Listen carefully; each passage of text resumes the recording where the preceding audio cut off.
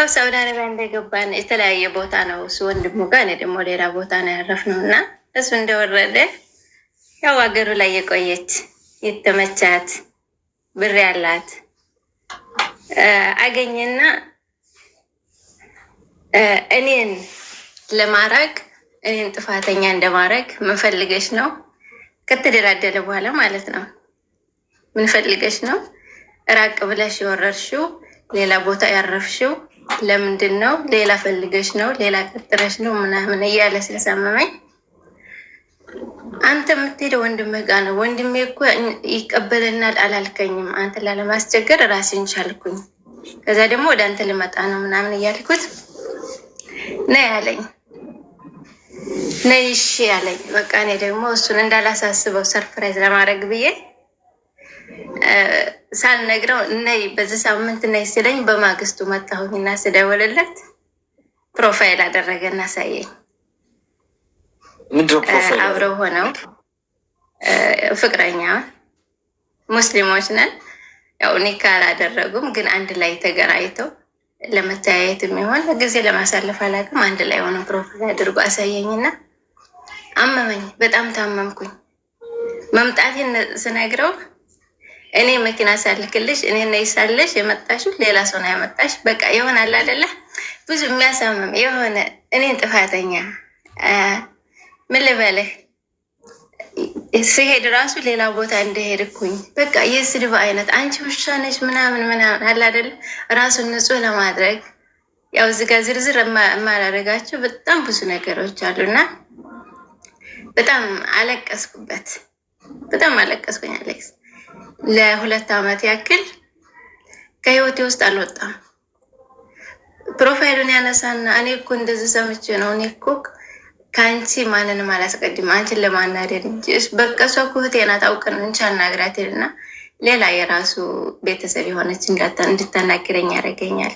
ስጽናና በቃ የሆነ አንቺ ያረፍሽበት ቤት ካለ ጠይቂያቸው ምናምን ይለኛል። ቤት አዘጋጅ በቃ ቤተሰብ ነግሬ እኔ ካስረን እዛው እንሆናለን። በቃ ይህንን ቤት አዘጋጅው ነገርኳቸው። ትልልቅ ሰዎች ነን። እኔ 32 ዓመቴ ነው አሁን ላይ።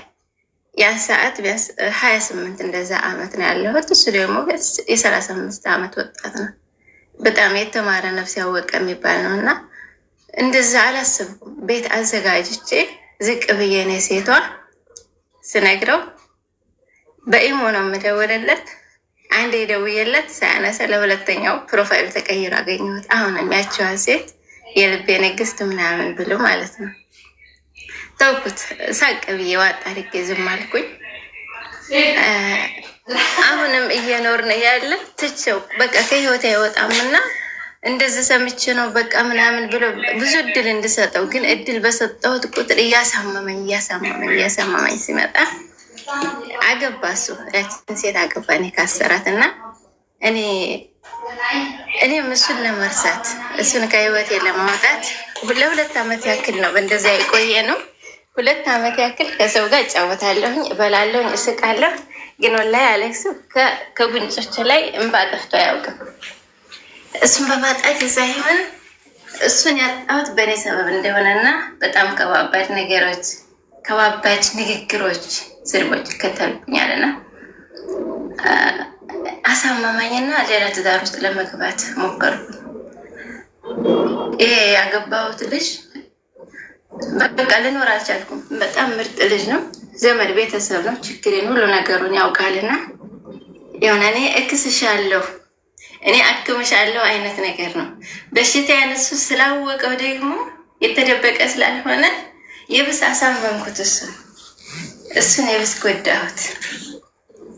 ምክንያቱም ችግሬን ታውቃለህ፣ በቃ ደስተኛ ሳልሆን ሲያይ ለምሳሌ ችግሬን ታውቃለህ በቃ ምናምን እንደዛ አይነት ነገር ሌላ ህመም እንዳለኝ ታውቃለህ ለምን እያልኩኝ እሱን በጣም ጎዳሁት እና ደስተኛ መሆን አልቻልኩም። እሱን ማስደሰት አልቻልኩም። በቃ ከሱ ጋር እያለሁኝ ይሄ ልጅ ሳገባም ሳላገባም ወላሂ ሁል ጊዜ ተኝቼ በህልሜ አየዋለሁኝ። ያን ልጅ አሌክስ ወላሂ አላህ ምስክሬ ነው።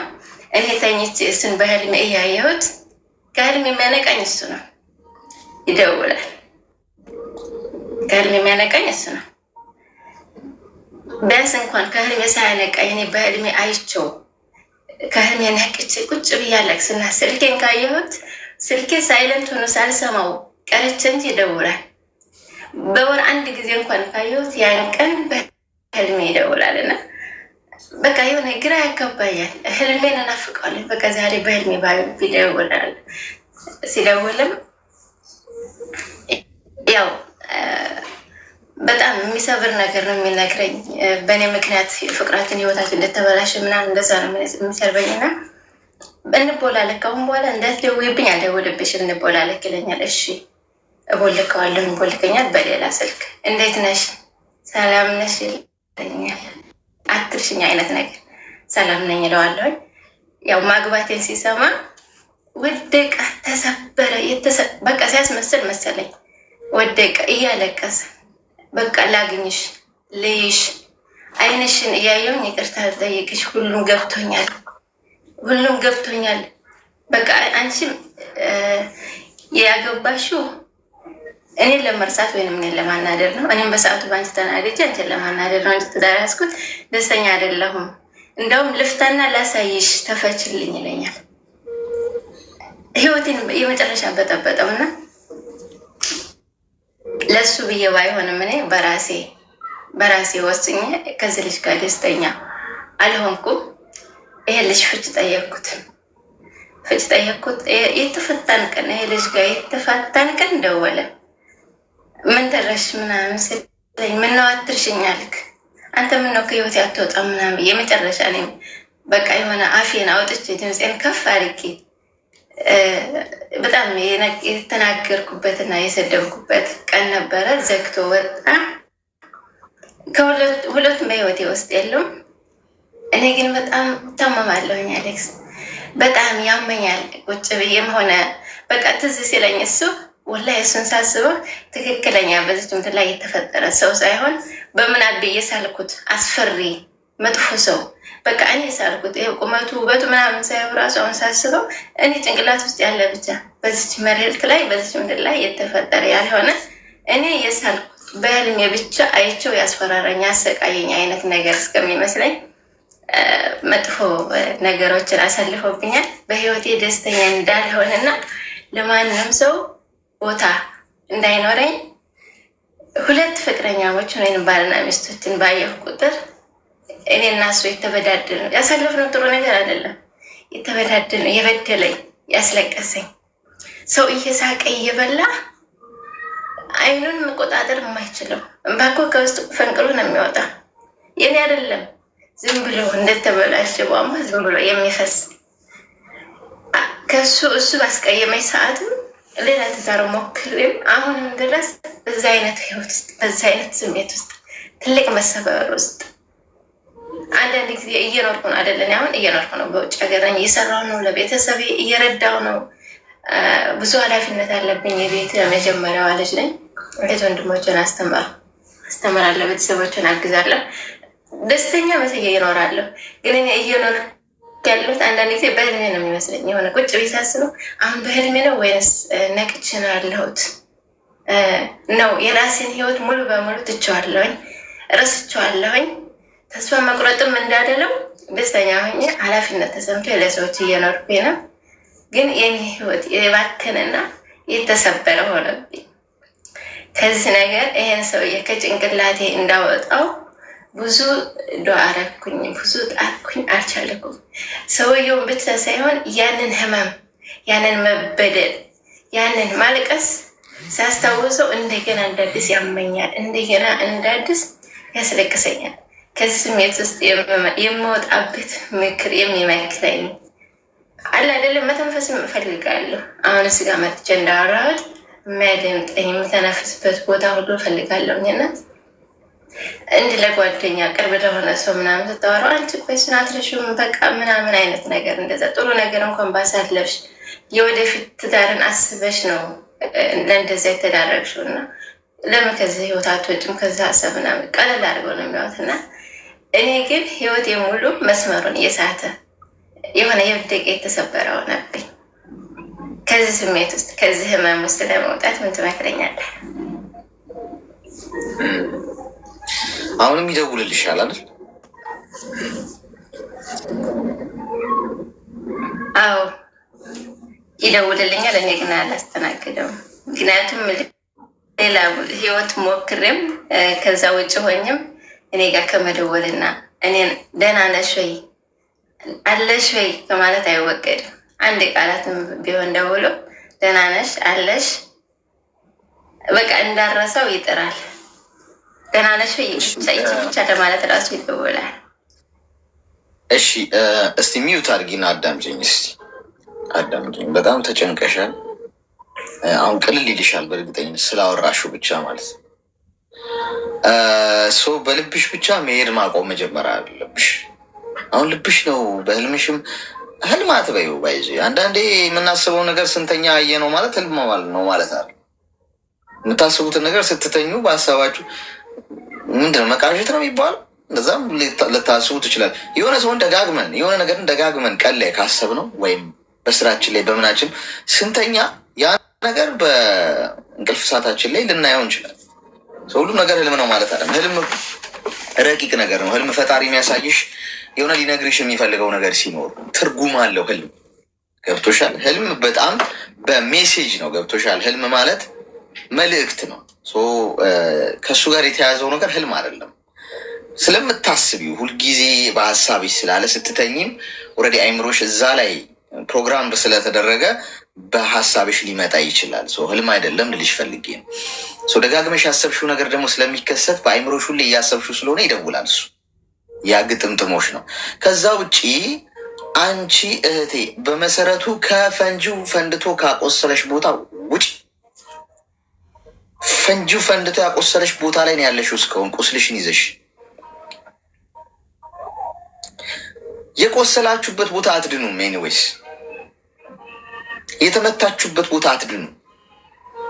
እንቅፋት መጥቶ የወደቃችሁበት ቦታ አይደለም መድኃኒታችሁ ያለው። ተነስታችሁ ሐኪም ቤት መሄድ ይጠበቅባችሁ። ከዛ ቦታ መራቅ አለባችሁ። ፈንጂ የተቀበረበት ቦታ እየሄዳችሁ አንድ አፍታ የረገጣችሁ በፈነዳ ቁጥር ወይኔ ወይኔ ማለት የለባችሁ። ፈንጂ የተቀበረበት ቦታ ከሆነ ከዛ ውጡ ለቃችሁ። ሰላማዊ ያለበት ቦታ ኑሩ። ሰላማዊ ያለበት ቦታ ሰላማዊ አእምሮ የሚሰማሽ ደግሞ ምን ሲሆን ነው? ከዚህ ሰው ስትርቂ ነው። መራቅ ማለት ስልክ አለማንሳት አይደለም። የኔ እናት ስልኩን ባታነሹ በደወለልሽ ቁጥር ስለሱ ነው የምታስቢው። ስለዚህ ምን ታደርጊያለሽ? ከናካቴው አቅጣጫሽን ትቀይሪያለሽ። ሲም ካርድ አዲስ ትገዣለሽ። ስልክሽን አያውቀውም። የድሮ ስልክሽን ለሱ ሲቀጠቅጥ ይውላል። አንቺ ስልክሽን ትቀይሪያለሽ። አንደኛው። ሁለተኛ እሱ የሚያስታውሱሽን ነገሮች በሙሉ ከስልክሽ ላይ ሙልጭ አድርገሽ ታጠፊያለሽ። ስልክ ቁጥር ነሽ፣ ጽሁፍ ነሽ፣ ፎቶግራፍ ነሽ፣ ፕሮፋይል አረገ ከከሊ ጋር እንደዚህ ጻፈልኝ የደወለልኝ ምናምን ገለመሌ እሱ የሚያስታውሱሽን ነገሮች በሙሉ ከስልክሽ ላይ ብቻ ስም ላይፍሽ ውስጥ ካለ እሱ የሰጠሽ ልብስ ሊሆን ይችላል፣ ጊፍት እሱ ያደረገልሽ ስታዩ እሱን ትዝ የሚያስብልሽን ነገር በሙሉ ትሰበሰቢና አንድ ላይ ታቃጥያለሽ ወይም አውጥተሽ ትጠያለሽ። ለመዳን ይህንን ነው የምታደርጊው። የመጀመሪያው ዝም ብሎ አይዳንም ጋይስ።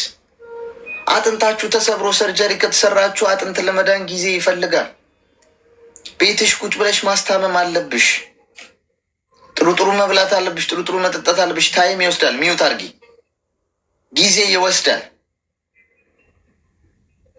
በአንድ ሰሞን የምትድኘው አይደለም። የተሰበራችሁበት ቦታ፣ የቆሰላችሁበት ቦታ፣ ያቆሰላችሁ ሰዎች አካባቢ አትድኑም ጋይስ። ቁስላችሁን ያመረቀዘ እየደማችሁን የበለጠ የምትቀጥሉት። ስለዚህ የመጀመሪያው ተግባርሽ ከዛሬ ጀምሮ የእሱን የሚያስታውሱሽን ነገሮች በሙሉ ቆርጠሽ ትጫለሽ። የእሱ ጓደኞች ጭምር በዙሪያሽ ካሉ ከእነሱም ትርቂያለሽ። ነገ ከዳንሽ በኋላ እኮ ችግር የለውም። እስክትድኝ ግን ምሽግሽ ውስጥ ግቢ፣ ተሸሸጊ፣ ጥፊ፣ ለብቻሽ ሁኚ። ስራ፣ ለውጥ፣ ጓደኞች በዙሪያሽ ካሉ ከሌሎች ሰዎች ጋር ሁኚ። በብዛት ብቻሽን የምትሆኝበትን አጋጣሚ በሙሉ አጥፊ። ለምን ብቻሽን በሆንሽ ቁጥር ጭንቅላትሽ ያስባል። አሁን እኔ ከአንቺ ጋር እያወራው ነው።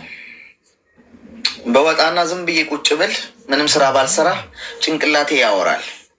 ከዛሬ 15 ዓመት በፊት ስለነበረው ጉዳይ፣ ከዛሬ ሳምንት በፊት ስለነበረው ጉዳይ፣ ስለተለያየ ጉዳይ እያነሳ ጭቅጭቅ ያደርገኛል። ስለዚህ ምንድነው ማድረግ ያለብኝ? ስራ ሰጠዋለሁ ማለት ነው። ቢዚ ይሆናል።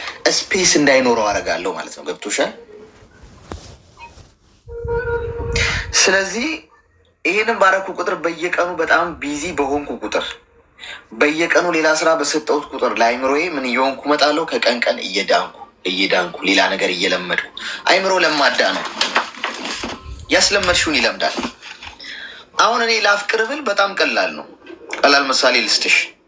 ፍቅር እንዲይዘኝ ከፈለግኩ ከአንቺ ጋር በየቀኑ ጠዋት ጠዋት ወይ ማታ ማታም ምናምን ብንደዋወል፣ ውሎሽን ብጠይቅሽ ውሎዬን ብጠይቂኝ፣ ብንላመድ ብናወራ፣ ኤቭሪዴይ ያን በሪፒቲሽን ብናደርገው በጣም ከመላመድ ወይ ወንዱ ወይ ሴቷ ፍቅር ውስጥ ይወድቃሉ።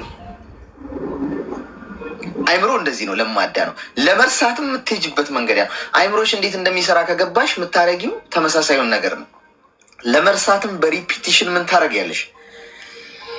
እሽክርክሪቱን የምትውይበትን የምትሰሪውን ይህንን እሽክርክሪት ነው የምትቀይሪው፣ ሩቲኑን ማለት ነው። አንድ የተለየ ሩቲን ውስጥ ትገቢያለሽ።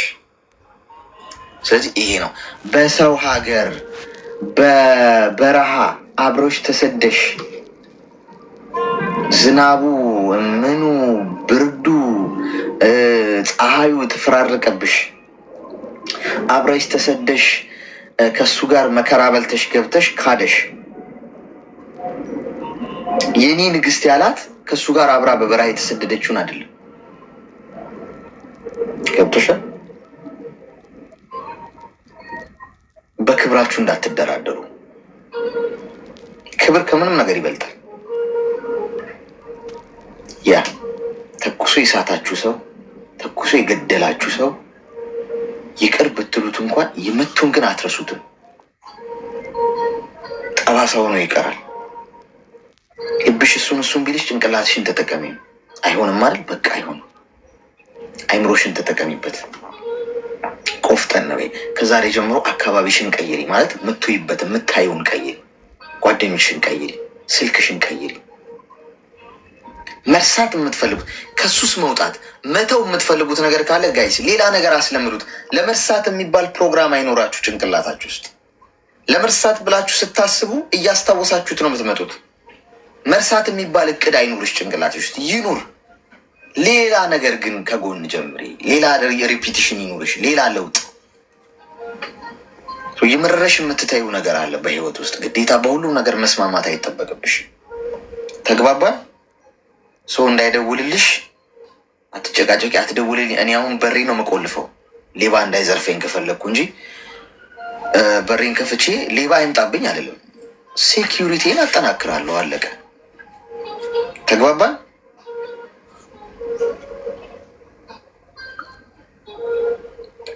ግልጽ ነው።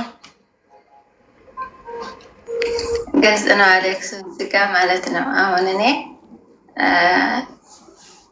በጣም እሱ ሰበረኝ ጎዳኝ ስለ ከሱ ጋር ያሳለፍ ነው። አሁን እዚጋ ኮሜንቶች ነው ያተረዱት። የፍቅር ጊዜ እንደዛ አብረን ተቀምጠን ምናምን ያሳለፍነው ነገር የለንም። አላማ ነው ያለን። ተዋደናል። ንጹህ የሆነ መዋደድን በጣም ወድጀዋለሁኝ። እኔ ስልኬን የእሱ ስም ስላለበት የእሱ ስልክ ቁጥር ብቻ ስላለበት የስልክ ውበት ተለይቶ እስከሚታየኝ ድረስ ልዩ የሆነ መውደድ ነው ልጅ ነበር። አሁን ላይ እሱን መርሳት አለመርሳት የሚለው ሳይሆን የከበደኝ አንተ እንዳልከው አድሬስ በመቀየር ስልክ በመቀየር ምናምን የምልከው አይደለም። አንድ ሀገር ልጆች ነን። ከቤተሰብ ጋር እንኳን የሆነ ጉዳይ ሲሰማ ስልኬን ከቤተሰብ ከጓደኛ እስኪ ልጠይቃት ምናምን ብሎ የውስጤን ቤተሰብ አያውቅም፣ የውጭ ሰው አያውቅም። ያው ልንጋባ አላማ ነበረን፣ አብረን ተጉዘናል፣ አልተሳካም ነው። በትልቅ አላማ ነው የመጣ ነው። እንደ ልጆች ተጫወተን ምናምን ተንዘላዝለን አይደለም። ቁም ነገር የሆነ ልክ እንደተጋቡ ሰዎች አብረን ቁጭ ብለን መንገድ ላይ ስንመጣ ሰዎች መካከል ቁጭ ብለን ስለ ግላችን ስለ ህይወታችን አውርተን አላማ ያደረግን ሰውን አደባባይ የሚያውቀው ግን በፍቅር የኖርን ያሳልፍ ነገር የለንም። አላማ ስለ ትዳር ማሰብ ስለ ወደፊት ህይወት አስቦ ሀሩር በረሃውን አቋርጦ መምጣት ከዚህም በላይ ፍቅር የለም እውነት ለመናገር እና አሁን ከሱ አድሬስ በመቀየር ምናምን ምርቀው አይደለም። እሱን ያኔ አለማንሳት ስልክ አሁን ላይ ላግኝሽ፣ ዛሬም ድረስ እሱ ጥያቄ ላግኝሽ፣ አንድ ቃል ብቻ አይንሽን እያየሁኝ ፊት ለፊቴ ቆመሽ ይቅርታ ጠይቄሽ በቃ ከዛ በኋላ ስትፈልግ እርሽኝ ምናምን። ይሄ በቃ አሁን 4ኛ ዓመቱ ነው። በዚህ ጋር ሙጭጭ እንዳለ አንድ ከተማ ነው የምንኖረው ሳውዲ አረቢያ። አልተገናኘንም። በዚህ ፈቃደኛ አልሆንኩም። አሁንም ግን እኔ እሱን መርሳት አለመርሳት በሚለው ሳይሆን ከህመሜ ከመሰበሬ እንዴት ነው የምወጣው? የሆነ ደስተኛ መሆን አልቻልኩም። ሌላ ህይወት ደግሞ ተስፋ የቆረጥኩኝ አይደለሁም። በጣም ከፍ ብዬ ያሳየችዋለሁ። አላማዬን ማንም ከሚያሳካው በላይ አሳክቼ በጣም ጠንካራ ጎበዝ ሰራተኛ ነኝ። ቤተሰቤንም ከፍ አድርጌ ረድቼ ለራሴም ያስብኩበት የፈለግኩትን ያሳካሁ ነኝ። አልሐምዱሊላህ ጠንካራ ነኝ። በቃ የሆነ ህይወት የሚያጓጓት አይነት ሴት ሆኜ ሰርቼ ከፍ ያልኩኝ ነኝ። ግን በገንዘብ ብቻ በመስራት ብቻ ሰው ቤተሰብ በማገዝ ብቻ ከፍ ማለት ሆነብኝ። ቁጭ ብዬ ይሄ ሁሉ እየሰራሁኝ እየታተርኩ ድክም ብሎኝ ለእረፍቴ እንኳን ቁጭ ስል እኔ አሁን እየኖርኩ ያለሁት አሁን ላይ ነው። ተኝቼ ነው በህልሜ ነው ወይስ የእውነት እየኖርኩ ነው አይነት ነገር ይሆናል።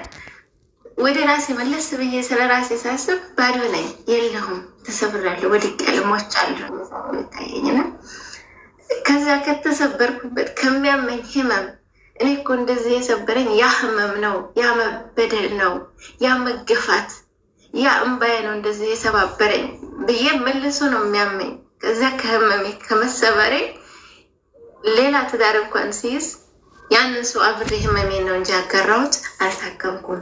ከዛ ስሜት አልወጣሁም እና ከህመሙ መውጣት በቃ ወደ ራሴ ሳስብ ስለ ህይወት የሳስብ መልሼ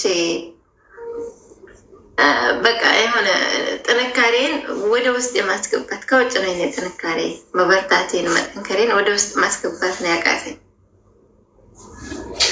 ራሴን ሸውቼ ነው ያለሁት ማለት እኔ ሁለት ሆኜ ውስጥ ሌላ ነው ውጭ ሌላ ሆነ። አዎ እኮ አሁን ምን መሰለሽ፣ አሁን ለመዳን እንዳልኩሽ ጊዜ ይፈልጋል። በአንድ ጀንበር አትድኝም። እንዴት ነው ምድነው? አሁን ዛሬ አትድኝም፣ ነገ አትድኝም። ጊዜ ይፈልጋል። ወራቶች፣ አመታት ሊፈጅ ይችላል። ግን ለመዳን ግን መጀመሪያ ካቆሰለሽ ሰው ጋር እኮ ስቲል እኮ ታወሪያለሽ። ገብቶሻል? ቁስልሽ ላይ እኮ ጨው እንደመነስነስ ነው። የመጀመሪያው የሚቀድመው ነገር ከዛ አካባቢ መውጣት ነው። ከአካባቢው መቀየር ሁኔታው። ገብቶሻል? ስቲል ያ ሰውዬም ይደውላል፣ ስልክሽ ላይ ቴክስት ያደርጋል፣ ላግኝሽ ይልሻል። እንዳታገኘው በታሪክ ሊያገኝሽ ያለሽ ይቅርታ ሊጠይቅሽ አይደለም፣ ቆዳሽን ሊገፍልሽ ነው። ያ ስለዚህ ሄዶ እሱ ዘሎ እንዳንቺ አይነት ሴት ማግኘት እንደማይችል ሲገባው መጣ። አንቺ ደግሞ ባጣ ቆየኝ አይደለሽም። ገብቶሻል? ሄዶ እንደፈለገ ሆኖ ጠግቦ እንደፈለገ ዘሎ ከዛ ኦኬ ለካ ጥሩ ልብ ያላት እሷ ነች፣ በበረሃ የተሰደደችው አብራኝ መከራ ይበላችሁ አብራኝ የተራበች አብራኝ የተጠማች እሷ ነች፣ እንደሱ አይነት ወርቅ ልብ ያለው ሰው አላገኝም የሚለው ገባው። ሶስቱ ሲገባው ደግሞ አንቺ ተሰብረሻል። ስለዚህ ከሱ መራቅ አለብሽ። የመጀመሪያው ስቴፕ ለመዳን እኮ ስላልሽኝ ቅድም እሱን ያልኩሽ የመጀመሪያዋ ደረጃ እርምጃሽ የሚሆነው እሱን ከህይወትሽ ውስጥ የእሱን ነገር በሙሉ ዝግትግት አድርገሽ ቆርጠሽ በቃ ምንም ማታይበት ስለሱ ማትሰሚበት የእሱ የሆነ ነገር በሙሉ ወደ አንቺ የማይመጣበትን ነገር ማመቻቸት የመጀመሪያው ለመዳን የምታደርጊው ጥረት ነው። ስትድኝ ደግሞ ፍጹም በቃ ዳን እንዳልነበረ አይሆንም። ጠባሳው እኮ ይኖራል። ለምሳሌ ውሃ ተደፍቶብሽ ቢያቃጥልሽ ወይ የሆነ ነገር ቢቆርጥሽ ጠባሳ ሊኖር ይችላል አይደል? ያ ጠባሳ ለአመታት ይኖራል አካልሽ ላይ።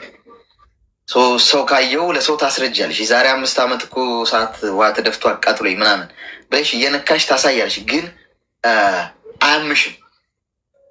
አያምሽም። ግን ጠባሳው አለ፣ ምልክቱ። እንደዛ ነው የሚሆነው። ገብቶሻል? ወደፊት ስትድኚ መድኃኒትሽ የምታረጋግጪው ስታስቢው አያምሽም፣ ስታወሪው አታለቅሽም ምናምን። ያኔ ድኗል፣ ግን ታወሪዋለሽ፣ አይምሮሽ ውስጥ ይኖራል። ስለዚህ ለማዳን ስትይ ጭራሹኑ ከአይምሮሽ ስለማውጣት ሳይሆን እዛው ባለበት ቁስሉ እንዲድን ማድረግ ነው። ከዛ በኋላ ነገ ስታወሪው አያምሽም፣ እየሳቅሹላ የምታወሪው ነው የሚሆነው። ገብቶሻል? ጊዜ ይፈልጋል። ጸሎት ማድረግ አለብሽ። የፈጣሪ እጅ ያስፈልግሻል። ከፈጣሪሽ ጋር በምታምኚው እምነት ተጠግተሽ ሞር መንፈሳዊ ህይወትሽ ላይ ደግሞ ጎበዝ መሆን ይጠበቅብሻል። የሰው ልጅ ብቻ ጥረት ዋጋ አይኖረውም። ፈጣሪ ሊጨመርበት ግድ እንዲህ አይነት ነገር የእሱ እርዳታ ያስፈልጋል። ገብቶሻል? ያንን ሁሉ አድርገሽ ምንድን ነው ከአንቺ የሚጠበቀው? ከዛ በኋላ ታይም ስጪው ለራስሽ፣ አታጨናንቂው። ጊዜ ይወስዳል። የእሱን ለመርሳት ከዚህ ስብራት ለመውጣት ብለሽ ሌላ ህይወት ውስጥ መግባትሽ ደግሞ ሌላ ስህተት ነው። አንደኛ የሌላን ሰው ህይወት ታበላሻለሽ። ሁለተኛ የበለጠ ነው የምትጎጁ። ኮምፔር ነው የሚያደርገው ውስጥሽ፣ ማነጻጸር ይጀምራል። ከዚህ ሰውዬ ጋር ሆነሽ ባሌ ብለሽ አቅፈሽው ተኝተሽ አይምሮሽ ውስጥ ያልዳነ ቁስል ስላለ ምንድን ነው የምታደርጊው? ታነጻጽራቸዋለሽ። ከእሱ እኮ ቢሆን እንዲንከባከበኝ ነበር፣ እሱ እኮ ጊፍት ይሰጠኝ ነበር፣ እሱ እኮ እንደዚህ ይደውልልኝ ነበር፣ እሱ እኮ እንደዚህ። ስለዚህ ማነጻጸር ውስጥ ስትገቢ ከመዳን ይልቅ ምን እያልሽ ነው የምትመጪው? የበለጠ ነገሮች እየተበላሹ ይመጣሉ ማለት ነው።